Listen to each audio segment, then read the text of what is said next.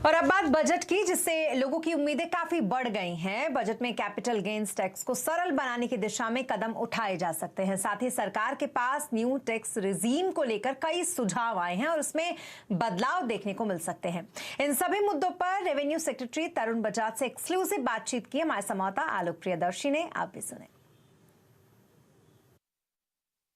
नमस्कार, इस वक्त सीएनबीसी आवाज़ पर खास बातचीत के लिए मौजूद हैं तरुण बजाज जी, रेवेन्यू सेक्रेटरी। सर, आपका स्वागत है सीएनबीसी आवाज़ पर।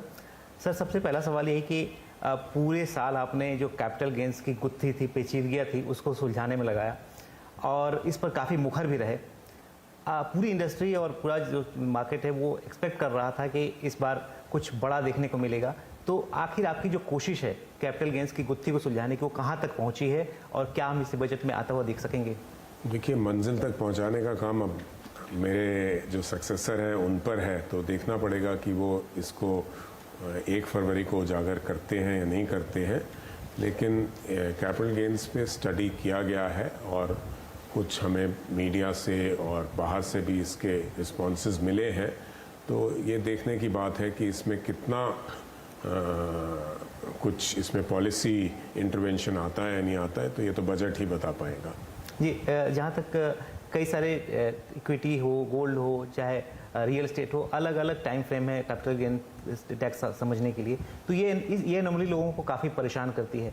आपका क्या विचार है? आपने जो स्टडी करी, आपको क्या लगा कि इसमें क्या होना चाहिए? नहीं, आपकी बात सही है, इसका सिंप्लीफिकेशन होना चाहिए। अगर सिंप्लीफिकेशन होना चाहिए तो इतनी सारी जो बकेट्स बना रखी हैं, जैसे कि आपने अभी फरमाया, तो क्या हम उन बकेट्स को कम कर सकते हैं?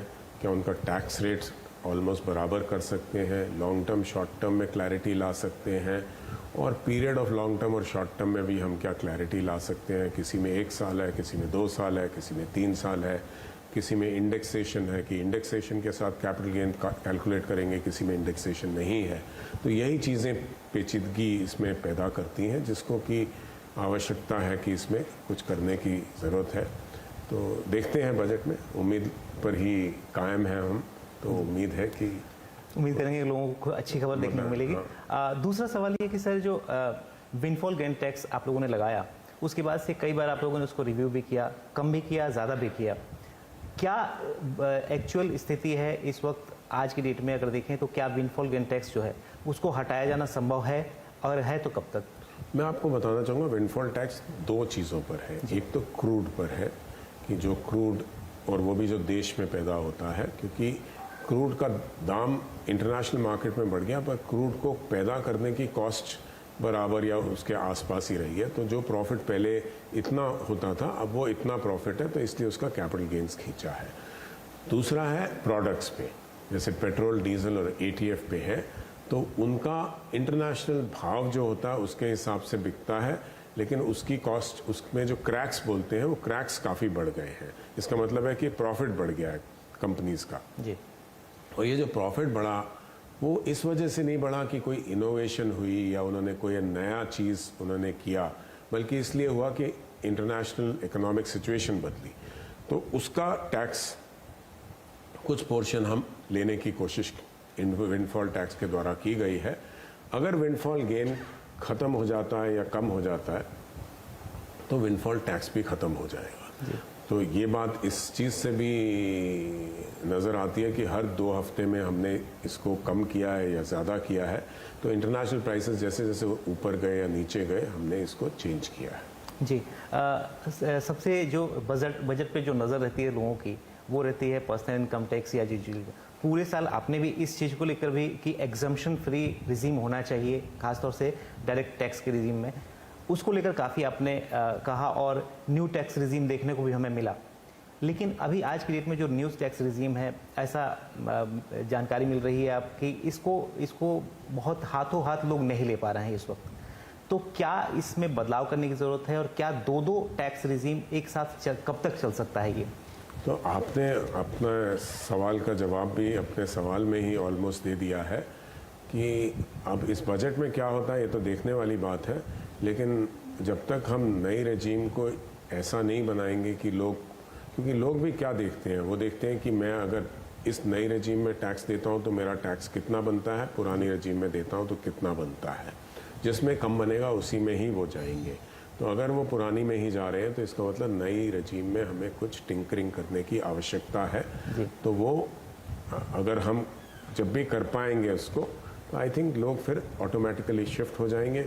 उसमें एग्जेम्पशंस को ख़त्म करना हो या कम करना हो, ये चर्चा भी की जा सकती है, ताकि लोगों को आसानी भी रहे, रेवेन्यू न्यूट्रल रहे या रेवेन्यू में ज़्यादा ऊपर नीचे ना हो, और सिंप्लीफिकेशन हो, ताकि लोग जो हम डिफरेंट तरीके निकालते हैं अपना टैक्स बचाने के लिए, वो करने की बजाय हम जितना टैक्स हमारा बनता है उतना हम टैक्स दें। बिल्कुल सही बात कही आपने सर कि न्यू टैक्स रिजीम में अगर देखा जाए तो कोई इंसेंटिव नहीं है ताकि लोग न्यू टैक्स रिजीम की तरफ जाएं। अगर 1000 रुपये भी उन्हें ओल्ड टैक्स रिजीम में अगर इस वक्त मिलता है तो वो लोग कागजी कार्रवाई करने में ज़्यादा इंटरेस्ट लेते हैं और वो 1000 रुपये बचाते हैं। तो इस पॉइंट ऑफ व्यू को आप कितना करेंगे कि ये मैं क्या? इस बात से सहमत नहीं हूँ। अगर नई टैक्स रजीम में सेम इनकम पर अगर मुझे कम टैक्स देना पड़ेगा तो मैं नई रजीम में आऊँगा जी। तो आज के दिन जैसे 5 लाख रुपए अगर मेरी इनकम सालाना है तो पुरानी टैक्स रजीम में मुझे कोई टैक्स नहीं देना पड़ता है, नई रजीम में थोड़ा सा टैक्स देना पड़ता है। तो इसलिए मैं नई रजीम में नहीं आऊँगा। लेकिन मुझे इसकी टिंकरिंग ऐसी करनी चाहिए कि मैं नई रजीम को पुरानी रजीम से बेहतर समझूं, मुझे बेहतर लगे, तभी मैं पुरानी रजीम से नई रजीम में आ पाऊँगा जी। जो इनकम टैक्स में जो एग्जम्पशंस हटाने की बात की गई है, क्या वो पाइपलाइन में है? एग्जम्पशंस धीरे धीरे हटती रहेंगी? कॉर्पोरेट साइड पे तो हमने काफ़ी एग्जेम्पशंस को हटा दिया है। इनडायरेक्ट टैक्सेस में भी आप जानते हैं, जीएसटी साइड पे भी हम कम कर रहे हैं। पर्सनल इनकम टैक्स का जिस दिन उसका नया रंग रूप आएगा तो उसमें जो चेंजेस हो सकते हैं, जिसमें एग्जेम्पशंस पे भी नज़र डालने की ज़रूरत है कि क्या इतनी एग्जेम्पशंस की आवश्यकता है, और क्या अब 1.5 लाख की एग्जेम्पशन मिलती है और प्रोडक्ट्स उसमें बहुत ज़्यादा हैं। आज के दिन लोग इन्वेस्ट भी बहुत करते हैं, लोग 6 लाख रुपए इन्वेस्ट करते हैं उन प्रोडक्ट्स में और उनको रिलीफ 1.5 लाख का ही मिलता है। तो इससे ये भी कहीं ना कहीं जाहिर होता है कि वो उन प्रोडक्ट्स में इसलिए इन्वेस्ट कर रहे हैं क्योंकि उनको प्रोडक्ट्स ठीक लगते हैं, रादर देन इसके लिए कि उनको सिर्फ उससे टैक्स एग्जेम्पशन मिलती है। सर आखिरी सवाल जीएसटी को लेकर। जीएसटी की डेट भी आ चुकी है, अगली जीएसटी काउंसिल की मीट। जो जीएसटी कलेक्शन है वो काफ़ी रोबस्ट आ रहा है और आपने बताया कि 1.5 लाख करोड़ का एवरेज आ रहा है। क्या हम 2 लाख करोड़ भी कलेक्शन कभी देख पाएंगे इस मतलब फाइनेंशियल ईयर या अगले फाइनेंशियल ईयर में, या जीएसटी को लेकर आने वाले दिनों में क्या रोड मैप है सर? नहीं, आपने अगर ये बात पूछी है कि हम 2 लाख देख पाएंगे तो मैं आपसे कहूँगा आप 2.5 भी देखेंगे, 3 भी देखेंगे। जैसे जैसे समय बीतता जाएगा हम वो देखते रहेंगे। कुछ जीएसटी के रजीम में इम्प्रूवमेंट हो रहा है, कुछ इकॉनमी में बेहतरी हो रही है, तो आने वाले समय में हम ज़्यादा देखेंगे। लास्ट ईयर हमने अप्रैल के माह में 1,67,000 देखा था, तो मुझे लगता है कि इस बार भी अप्रैल के माह में हम क्लोज टू 2 लाख हो सकता है पहुंच जाए। अभी कहना मुश्किल होगा इकॉनमी कैसे डेवलप करती है और मार्च तक क्या होता है इकॉनमी का।